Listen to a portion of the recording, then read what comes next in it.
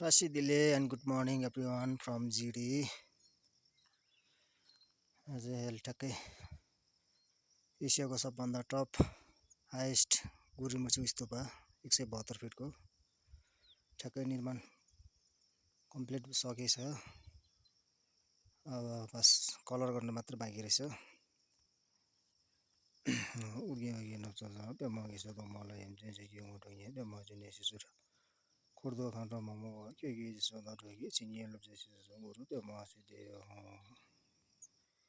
उर्गे मजला सो ने गलिया पछि सो दा थुङ्गे सम्बन्ध मदा छ त मौडो चल्दो सोलो यो माथि क्याङ्सी छु क्याङ्सी लेके त माथि टपमा अहिले कुयो लागेछ धुमधुम भएछ।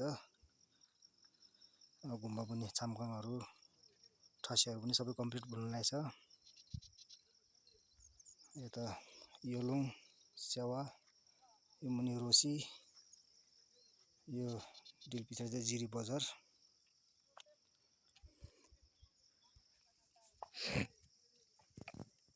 Okay everyone, good morning Tashi Dile and bye bye.